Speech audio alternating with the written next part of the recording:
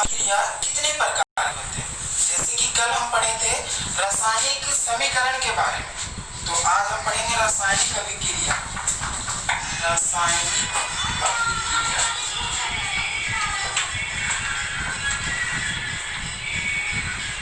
ऐसे रासायनिक अभिक्रिया बहुत प्रकार के होते हैं, इसका कोई लिमिटेशन नहीं है, बहुत प्रकार के। लेकिन कुछ जो आपके 10th क्लास बुक में दिया हुआ है उसका जिक्र करते हैं। सबसे पहला नंबर पर है संयोजन या संश्लेषण। संयोजन या संश्लेषण। तो संयोजन या संश्लेषण अभिक्रिया किसे कहते हैं? नाम से ही पता चला, संयोजन अभिक्रिया जिसमें कोई दो अलग अलग पदार्थ जुटकर एक नया पदार्थ का निर्माण करेगा, एक या एक से अधिक नया पदार्थ का निर्माण करेगा, तो उसे संयोजन या संश्लेषण अभिक्रिया कहते हैं। क्योंकि इस अभिक्रिया में पदार्थ का संश्लेषण होता है, मतलब एक दूसरे में मिक्स होते हैं, संश्लेषित होते हैं, इसलिए इसका दूसरा नाम संश्लेषण भी है, संयोजन या संश्लेषण अभिक्रिया।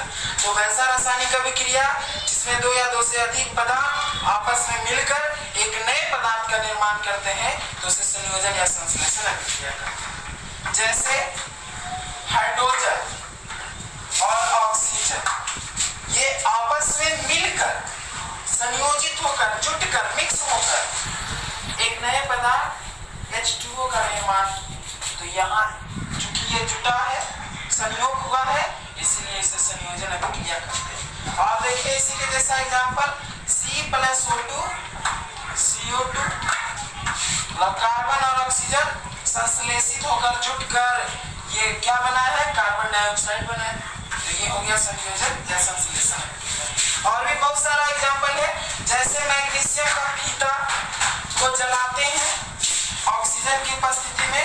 आपको एक बात पहले बताते हैं, मैग्नीशियम के फीता को जलाने से पहले इसे साफ किया जाता है, क्योंकि मैग्नीशियम पर एक परत जम जाता है ऑक्सीजन का, जो मैग्नीशियम ऑक्साइड होता है।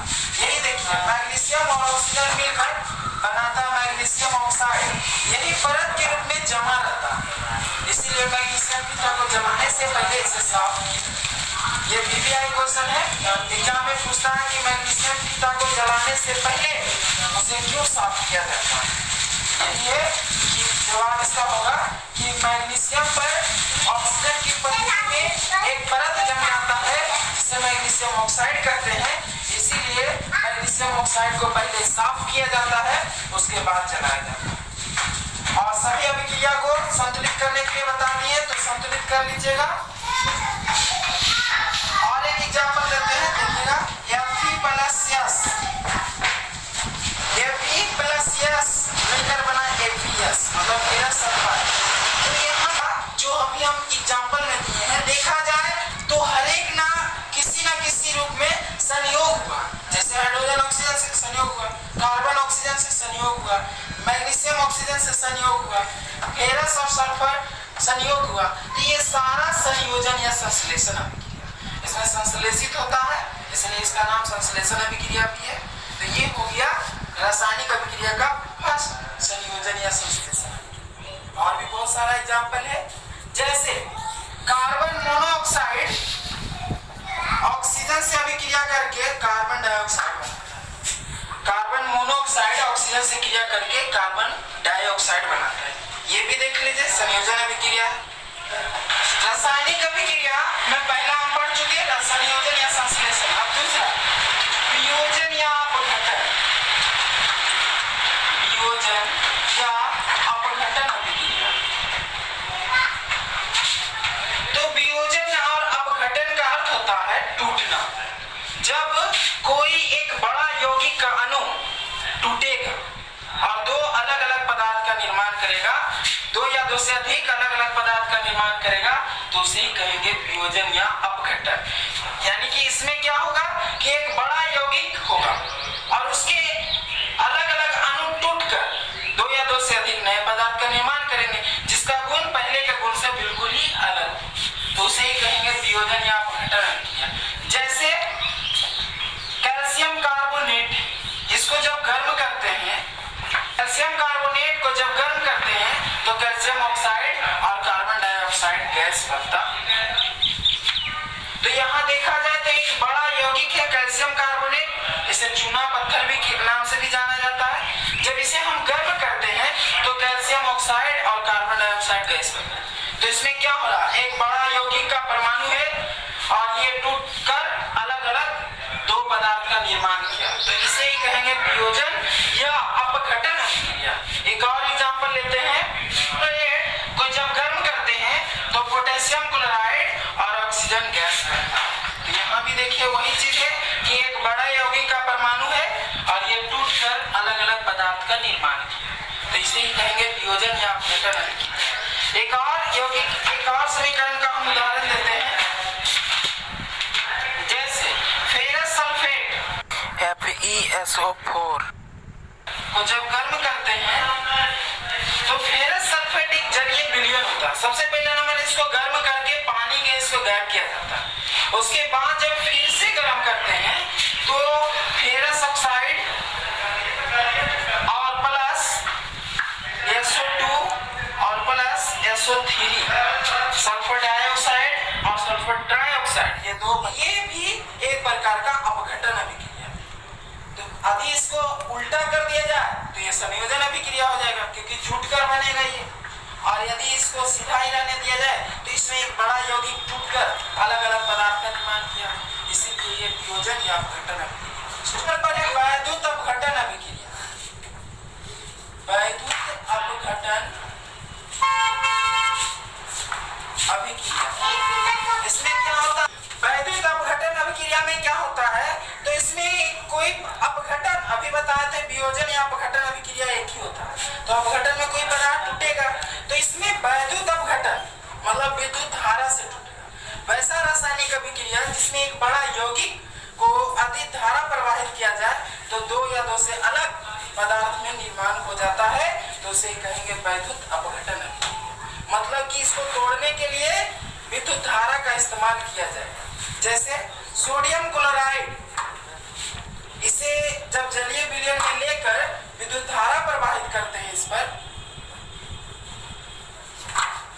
तो धातु, जब इसका जो धातु है वो कैथोड पर प्लस और माइनस होता है, तो प्लस जो है वो माइनस पर और जो माइनस है वो प्लस पर निर्मित हो जाएगा और वो हमें दिखेगा।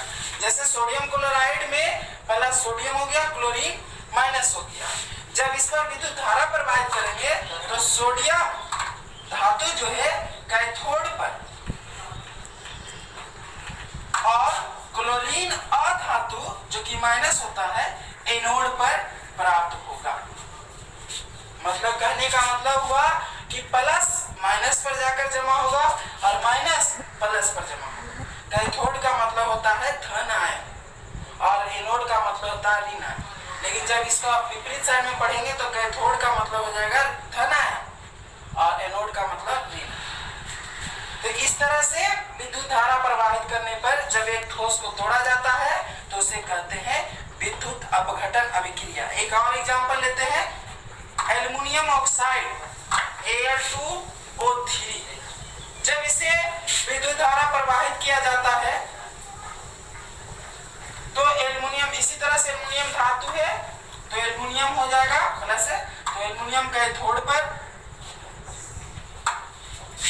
और इसमें ऑक्सीजन है, ऑक्सीजन एनोड पर प्राप्त होगा, ये माइनस होता है। इस तरह से एक बड़े यौगिक को तोड़ने के लिए यानी अपघटन करने के लिए यानी वियोजन करने के लिए जब उसे विद्युत धारा का इस्तेमाल किया जाता है तो उसे ही कहते हैं वैद्युत अपघटन अभिक्रिया। एक एग्जांपल ऑफ जल का H2O, इसमें जब विद्युत धारा प्रवाहित किया जाता है तो हाइड्रोजन वही कैथोड पर और ऑक्सीजन एनोड पर प्राप्त होगा। इस अभिक्रिया को कहते हैं वैद्युत अपघटन अभिक्रिया। वैसा रासायनिक अभिक्रिया जिसमें एक बड़े यौगिक को अपघटित करने के लिए विद्युत धारा का इस्तेमाल किया जाता है तो उसे वैद्युत अपघटन अभिक्रिया कहते हैं। यह सारा समीकरण को संतुलित भी कर लीजिएगा, आप लोग संतुलित करने के लिए बताया है। फोर्थ नंबर पर है विस्थापन अभिक्रिया।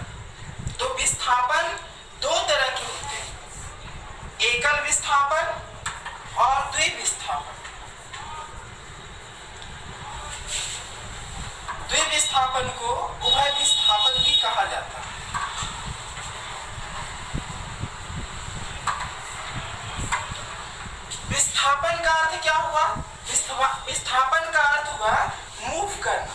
मूव का मतलब हुआ परिवर्तन करना, यानी कि एक जगह से दूसरे जगह परिवर्तित करना। जैसे जब कोई पदार्थ किसी से भी क्रिया करके एक कोई यौगिक रहेगा और उसमें कोई तत्व का परमाणु दिया जाएगा तो उसके यौगिक का एक तत्व विस्थापित हो जाएगा, या एक तत्व विस्थापित होगा तो एकल विस्थापन कहेंगे, और दो तत्व विस्थापित होगा तो द्विविस्थापन अभिक्रिया कहेंगे। जैसे एक सिंपल सा एग्जांपल के लिए समझा जाए, ये मेरे पास पेन है, जब इस पूरे कलम की इस कुप्पी को यदि हम इधर ला दिए तो ये हो गया एकल विस्थापन। सपोज एक मान लीजिए ये दो कुप्पी का पेन है, तो इस पेन इधर कुप्पी को इधर साइड और इस कुप्पी को इधर साइड जब उल्टा पुल्टा कर देंगे तो इसे ही कहेंगे द्विविस्थापन। इस कुप्पी को इधर साइड और इस कुप्पी को इधर साइड, तो ये द्विविस्थापन हो गया। और जब एक ही कुप्पी का कोई पेन है, केवल वो अपना स्थान चेंज कर रहा है दाएं से बाएं, तो उसी को कहेंगे एकल विस्थापन अभिक्रिया। तो इसमें पहले एकल विस्थापन को समझते हैं। तो एकल विस्थापन किसे कहते हैं? तो वैसा रासायनिक अभिक्रिया जिसे विस्थापन हो रहा है तो एकल विस्थापन, एक परमाणु का विस्थापन होगा। वैसा रासायनिक अभिक्रिया जिसमें किसी यौगिक में किसी अन्य यौगिक के परमाणु द्वारा विस्थापित कर दिया जाता है एक परमाणु को, तो इसे एकल विस्थापन अभिक्रिया कहते हैं। जैसे जब कॉपर सल्फेट के विलयन में लोहा का टुकड़ा डाल दिया जाता है तो फेरस सल्फेट और कॉपर बनता है। इस अभिक्रिया से समझा जाए तो लोहा क्या काम किया है, देखिए कॉपर सल्फेट से कॉपर को साइड कर दिया, यानी एक परमाणु को इसको हटा दिया। तो किसी एक बड़े परमाणु को किसी एक तत्व द्वारा विस्थापित कर दिया गया, इसीलिए इसका नाम है एकल विस्थापन, क्योंकि एक का विस्थापन है, इसीलिए इसको एकल विस्थापन करते हैं।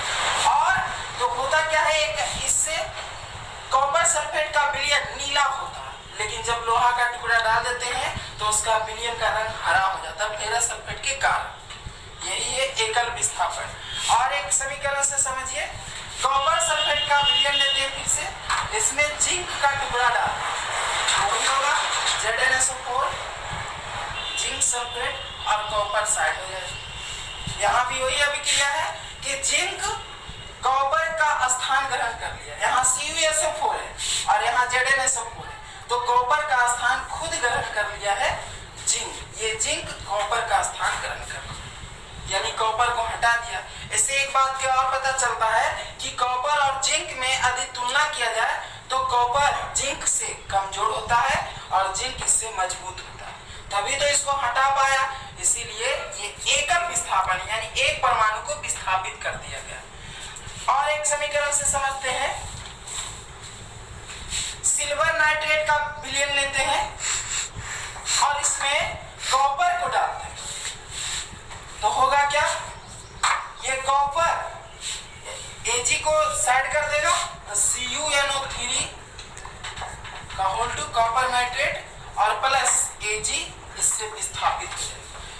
कहने का मतलब हुआ कि सिल्वर नाइट्रेट के विलयन में यदि कॉपर को डाल दिया जाए तो कॉपर नाइट्रेट और सिल्वर इस विलयन से साइड हो जाए। इससे यह भी पता चल रहा है कि सिल्वर और कॉपर में सबसे अधिक शक्तिशाली कॉपर है, तभी तो सिल्वर को हटा पाए।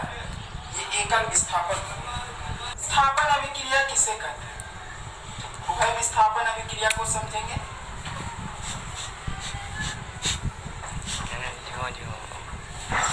तो अभी बताएं कि एकल विस्थापन अभिक्रिया में एक परमाणु का विस्थापन होता है और उभय विस्थापन अभिक्रिया में दो परमाणु का विस्थापन होगा।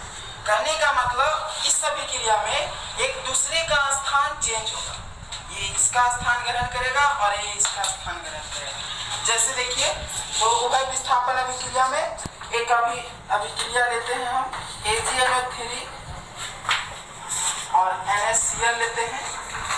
तो यहाँ पे कैसे होगा, तो Na को विस्थापित करके खुद NO3 का स्थान ग्रहण करेगा।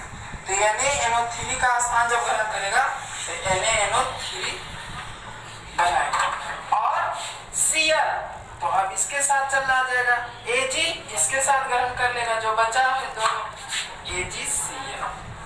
इससे समझा जाए तो एक दूसरे का स्थान आदान प्रदान हुआ।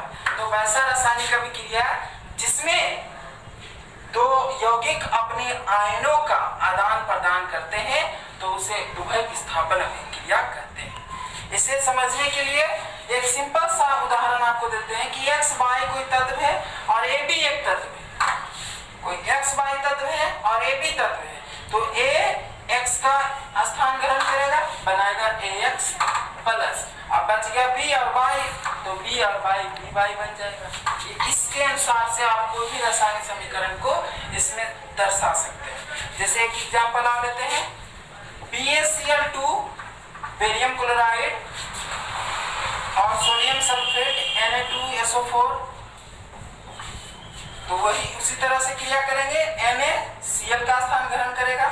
अब यहाँ कैसे हम समझेंगे कि किसका स्थान ग्रहण करेगा, तो हर हमेशा प्लस माइनस की ओर आकर्षित होता है और माइनस प्लस की ओर आकर्षित होता है। तो यहाँ सोडियम प्लस है और क्लोरीन माइनस है, तो प्लस और माइनस दोनों ये मिक्स होकर बनाएगा NaCl प्लस। अब इसमें बेरियम प्लस है और सल्फेट माइनस है, तो बेरियम और सल्फेट बनाएगा बेरियम सल्फेट।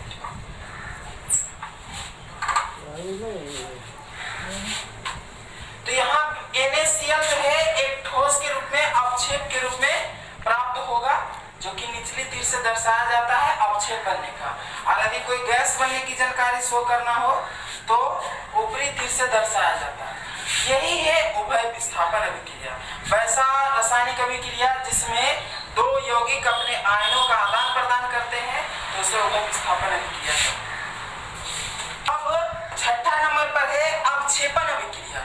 तो हम पहले ही बता दिए अवक्षेप क्या होता है। एक वैसा पदार्थ होता है जो किसी विलयन से ठोस के रूप में अलग होता है, ठोस पदार्थ के रूप में अलग होता है। कहने का मतलब, एक बार फिर से रिपीट कर देते हैं, अवक्षेपण किसे कहते हैं। जब हम किसी चीज का निर्माण करना चाहते हैं तो वो पदार्थ निर्मित होता है, बट उसके साथ कुछ साइड से जो बनता है उसी को कहते हैं अवक्षेप। यहाँ है अवक्षेपण अभिक्रिया, तो नाम से ही पता चल रहा है वैसा रासायनिक अभिक्रिया जिसमें कोई अवक्षेप प्राप्त होगा उसे अवक्षेपण अभिक्रिया कहते हैं। जैसे एक एग्जांपल लेते हैं, अवक्षेपण अभिक्रिया में एक एग्जांपल देते हैं, जब सिल्वर नाइट्रेट के विलयन में सोडियम क्लोराइड को डाला जाता है तो सिल्वर क्लोराइड का एक सफेद अवक्षेप बनता है, जो कि अवक्षेप बनने की जानकारी हम पहले बता दिए, निचली तीर से दिखाया जाता है। इस समीकरण में देखा जाए तो यहाँ सिल्वर क्लोराइड एक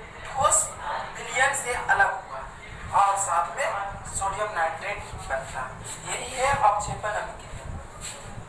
7 नंबर पर है उदासीनीकरण अभिक्रिया। उदासीनीकरण अभिक्रिया किसे कहते हैं, तो इसका डिफिनेशन है कि जब कोई अम्ल किसी भस्म से अभिक्रिया करता है, मतलब क्षार से अभिक्रिया करता है, तो लवण और जल बनाता है। ये डिफिनेट है और साथ से ऊर्जा दे, उष्मा दे, ये बात की बात है। लेकिन जब कोई अम्ल किसी क्षार से अभिक्रिया करेगा तो लवण और जल बनाएगा। क्या बोले, जब कोई अम्ल किसी क्षार से अभिक्रिया करेगा तो लवण और जल जरूर बनाएगा। तो इसी अभिक्रिया को उदासीनीकरण अभिक्रिया कहा है। जब कोई अम्ल किसी क्षार से अभिक्रिया करता है तो लवण और जल बनाता है, इसी अभिक्रिया को उदासीनीकरण अभिक्रिया कहा जाता है। जैसे एक एग्जांपल, कोई अम्ल ले लेते हैं हाइड्रोक्लोरिक अम्ल, कोई क्षार ले लेते हैं NaOH, तो यहाँ एक लवण बनेगा NaCl के पास, NaCl, और साथ में जल बनेगा, तो जल का सूत्र तो जानते ही है H2O, इसको संतुलित कर लेंगे। यही है उदासीनीकरण अभिक्रिया। और कोई अम्ल ले लेते हैं सल्फ्यूरिक अम्ल, कोई दूसरा क्षार ले लेते हैं KOH पोटेशियम हाइड्रोक्साइड, तो पोटेशियम सल्फेट K2SO4, ये एक प्रकार का लवण है, ये भी एक प्रकार का लवण है। ये नमक का सूत्र है, तो नमक लवण ही होता है, और ये पोटेशियम सल्फेट है, ये भी एक प्रकार का लवण होता है और साथ में जल बनेगा। तो वैसा रासायनिक अभिक्रिया जिसमें कोई अम्ल किसी क्षार से अभिक्रिया करके लवण और जल बनाता है, ये बहुत ही महत्वपूर्ण है बोर्ड एग्जाम के लिए। बोर्ड एग्जाम में ये अधिकांशतः पूछा जाता है। और नेक्स्ट चैप्टर जब पढ़ाएंगे केमिस्ट्री 2 अध्याय में, तो इसका जिक्र है कि तो जब अम्ल किसी क्षार से अभिक्रिया करके लवण और जल बनाता है तो उसे उदासीनीकरण अभिक्रिया कहते हैं। पर है प्रकाश रासायनिक अभिक्रिया। प्रकाश रासायनिक अभिक्रिया किसे कहते हैं? बहुत सारी ऐसी अभिक्रिया है जो किसी की उपस्थिति में होता है। जैसे प्रकाश रासायनिक अभिक्रिया एक ऐसा अभिक्रिया है जिसमें कोई भी रासायनिक अभिक्रिया प्रकाश की उपस्थिति, प्रकाश रासायनिक अभिक्रिया कहेंगे। वैसा रासायनिक अभिक्रिया जिसमें कोई भी पदार्थ तभी संयोजित होगा, तभी संश्लेषित होगा जब प्रकाश की उपस्थिति रहे। तो वैसा रासायनिक अभिक्रिया जिसमें प्रकाश की उपस्थिति हो, यानी जो अभिक्रिया प्रकाश की उपस्थिति में संभावित हो उसे प्रकाश रासायनिक अभिक्रिया कहते हैं। जैसे जब हाइड्रोजन और क्लोरीन को मिक्स करके यदि हम अंधेरा में भी रख दे तो दोनों मिलेगा नहीं, अभिक्रिया करेगा। लेकिन जैसे ही प्रकाश की उपस्थिति में लाते हैं, कहने का मतलब सूर्य का प्रकाश, जैसे ही हाइड्रोजन और क्लोरीन को प्रकाश की उपस्थिति में लाते हैं तो हाइड्रोक्लोरिक अम्ल बन जाता है। ये दोनों संयोजित करके हाइड्रोक्लोरिक अम्ल बना लेते हैं। तो इसे ही कहते हैं प्रकाश रासायनिक अभिक्रिया। एक बात हमेशा बोल देना चाहते हैं, जितना भी अभी तक उदाहरण दिए समीकरण के रूप में सभी को संतुलित करके ही लिखना चाहिए। जैसे प्रकाश रासायनिक अभिक्रिया, तो इसमें जब भी लिखेंगे तो संतुलित करके, जैसे इधर हाइड्रोजन का 2 है, इधर 1 है, यहाँ 2 दे देंगे, हो जाएगा। देने से क्लोरीन का भी 2 हो गया, इधर भी है, अब हुआ संतुलित। तो केवल संतुलित करने के लिए हमें यहाँ 2 देना पड़ा। तो जब भी हम रासायनिक समीकरण को कोई एग्जाम्पल में भी लिखेंगे तो संतुलित करके लिखेंगे। ऑक्सीकरण अवकरण अभिक्रिया किसे कहते हैं? 9 नंबर पे है ऑक्सीकरण और अवकरण। तो ऑक्सीकरण अभिक्रिया वैसा रासायनिक अभिक्रिया जिसमें ऑक्सीजन का संयोग होता है, जिसमें ऑक्सीजन जुटता है, उसे ऑक्सीकरण अभिक्रिया कहते हैं। या तो ऑक्सीजन जुटेगा या हाइड्रोजन उससे साइड होगा, हाइड्रोजन का निष्कासन होता है।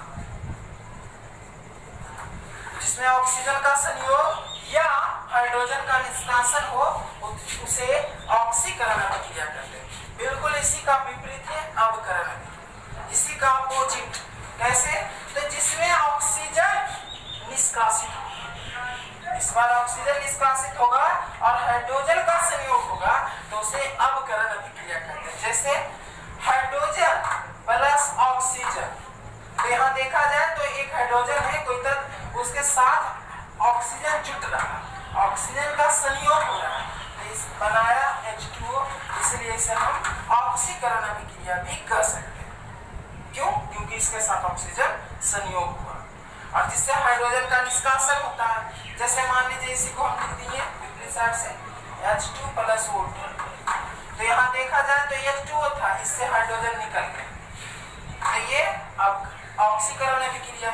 हाइड्रोजन निकसा या ऑक्सीजन जुटा तो उसे कहते हैं ऑक्सीकरण अभिक्रिया। और अवकरण अभिक्रिया में ऐसा जब ऑक्सीकरण होता है तो उसका विपरीत अवकरण जरूर होता है। एक ऑक्सीकरण और अवकरण दोनों का सिंपल एग्जांपल देते हैं। कॉपर ऑक्साइड प्लस इससे हाइड्रोजन जोड़ देते हैं तो बन जाता है कॉपर प्लस जल। अब यहाँ पे दोनों अभिक्रिया का एक ही में एग्जांपल हो जाएगा। कैसे? तो यहाँ कॉपर ऑक्सीजन जुड़ा हुआ था, इससे कॉपर ऑक्साइड ऑक्सीजन इसमें है, देखा जाए तो ये साइड कॉपर केवल बचा, ऑक्सीजन इससे साइड हो, तो ऑक्सीजन साइड हुआ, तो कहने का मतलब यहाँ से लेके यहाँ तक में अवकरण अभिक्रिया, यहाँ से यहाँ तक में अवकरण। वैसा रासायनिक अभिक्रिया जिससे ऑक्सीजन निष्कासित होता है तो उसे अवकरण कहते हैं। और यहाँ देखा जाए, यहाँ केवल हाइड्रोजन था और यहाँ देखा जाए तो H2O हो गया, मतलब H2 था H2O हो गया, ऑक्सीजन इसमें जुट गया। तो वैसा रासायनिक अभिक्रिया जिसमें ऑक्सीजन जुटता है और ऑक्सीजन का संयोग होता है तो उसे ऑक्सीकरण अभिक्रिया कहते हैं। तो ये हर हमेशा साथ साथ होता है। तो जब ऑक्सीकरण और अवकरण दोनों साथ साथ हो तो उसे रेडॉक्स अभिक्रिया कहते हैं। कहने का मतलब ये एक प्रकार का रेडॉक्स अभिक्रिया, क्योंकि इसमें ऑक्सीकरण और अवकरण दोनों साथ साथ हो रहा है। तो वैसा रासायनिक अभिक्रिया जिसमें ऑक्सीकरण और अवकरण दोनों साथ साथ हो उसे रेडॉक्स अभिक्रिया कहते हैं। हम पढ़ चुके हैं। तो दैनिक जीवन में, हमारे दैनिक डेली लाइफ में ऑक्सीकरण और अपकरण की कई उदाहरण, ऑक्सीकरण और अपकरण के बहुत सारे एग्जाम्पल है जो हमारे दैनिक जीवन में होता रहता है। ऑक्सीकरण और अपकरण, जैसे भोजन का पचना, भोजन का पचना पचता है तो उस वक्त क्या होता, जैसे हमारे भोजन में ग्लूकोज, कार्बोहाइड्रेट, प्रोटीन, वसा ये सब होते हैं।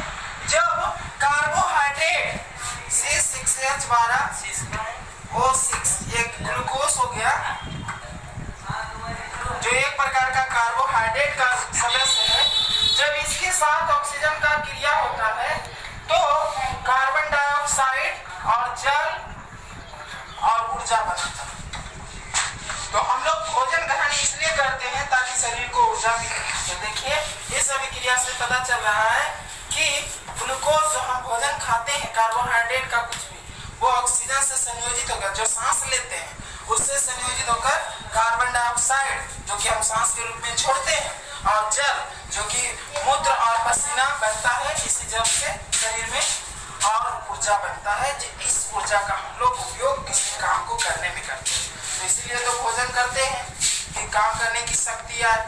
तो भोजन का पचना भी एक प्रकार का ऑक्सीकरण अभिक्रिया, भोजन का पचना एक प्रकार का ऑक्सीकरण अभिक्रिया। एग्जाम में पूछता है कि भोजन का पचना कौन अभिक्रिया है, तो जवाब होगा ऑक्सीकरण अभिक्रिया। जैसे एक और एग्जाम्पल देते हैं, भोजन का बासी होना, भोजन का बासी होना। भोजन बासी कैसे होता है, जब हम कुछ देर तक भोजन को छोड़ देते हैं तो वायुमंडल का ऑक्सीजन और अदर गैस उसे क्रिया करके उसे दुर्गंधित कर देता है, और वही दुर्गंधित पदार्थ भोजन बन जाता है बासी भोजन, उसे विकृत गंधता भी करते हैं। आज हम पढ़ेंगे रासायनिक